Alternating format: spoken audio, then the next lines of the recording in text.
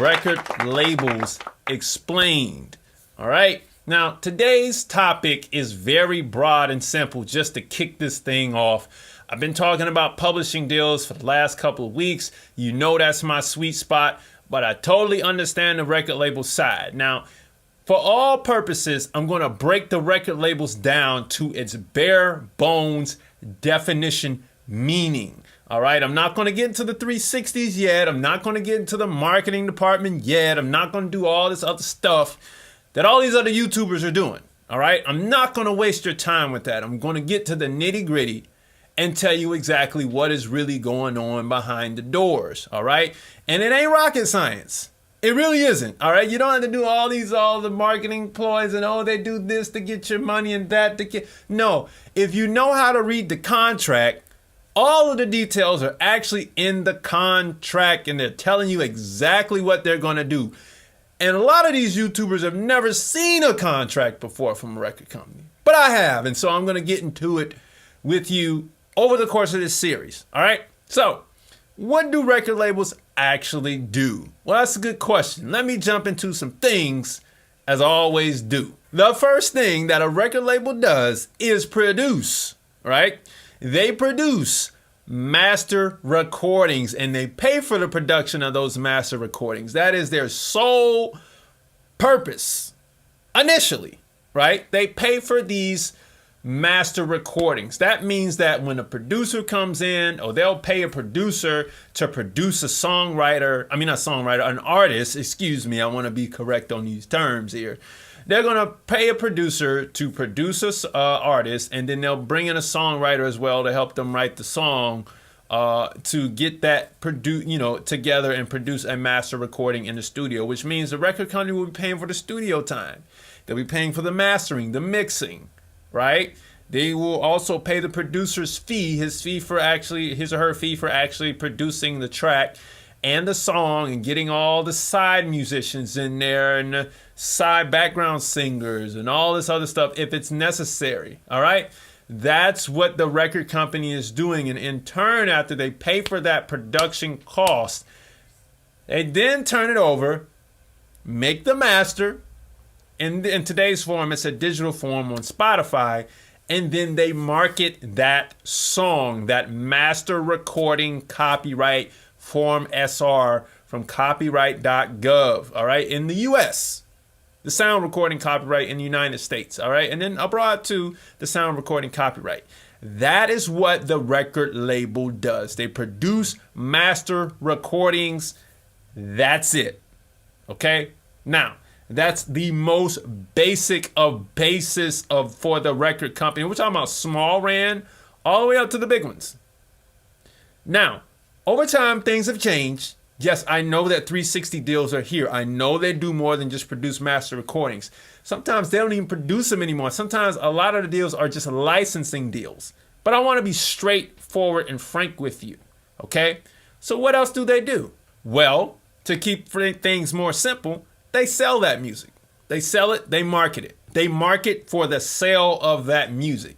It didn't get until later down the line in most recent years where they wanted to do the 360, where they wanted a piece of the touring, something like 5%. Then they wanted a piece of the publishing, or they wanted you to do the publishing deal in-house with them. All right. They wanted you to have merchandise in-house with them. Anything else that they could have in with them, they wanted you to bring everything under one roof. The problem with those 360 deals was the labels are now still understaffed to do that. So that's why these deals have been delegated. So they'll use affiliate parties, affiliate agencies to say, hey, we want X number percent on that deal. We'll do a side deal with you and a side deal with this merch company and a side deal with this touring company. And we'll make sure that we get a LOD, which is a letter of direction, to direct 5% out of touring, 5% out of the agency, 5% out of the merch, back into the record label to take care of the production cost. But now, since they're in bed with all the streaming services, they're not only getting shares of the stocks from the streaming services, but they're also, getting and generating that money because they own these playlists now.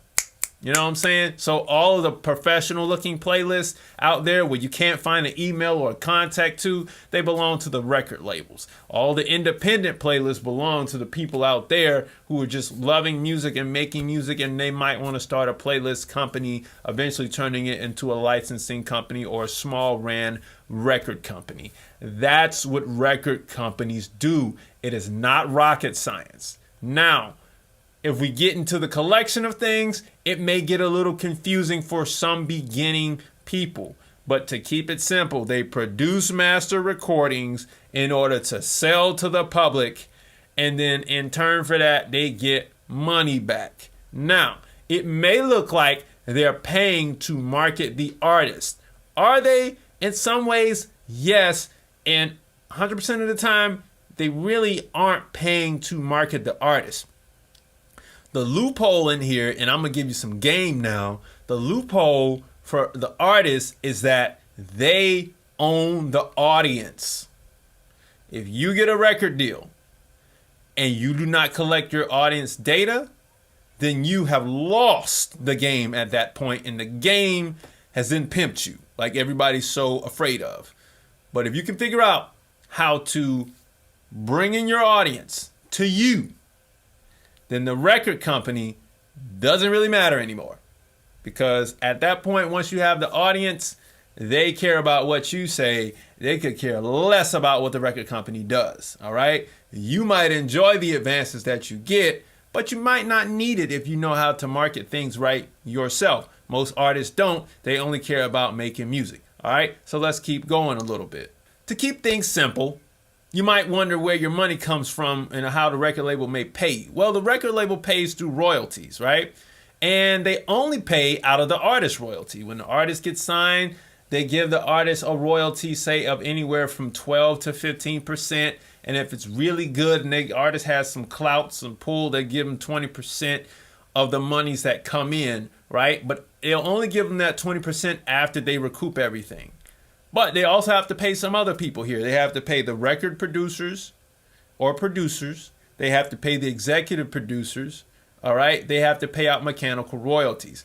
And all of these royalties come out of the artist royalty. That little 20% and that other 80% goes directly to the record label. So to keep things simple, the record label will take 100% of the money unless said so by the producers, saying that, hey, once my advance is collected on, once you get all the money back from my producer advance, you have to start paying me out. All right? That's enough. That's for another day, but we just want to keep things simple. The record label, in general, will collect all of their money back first before they pay anybody else out, unless it's said so in any other side contract. All right?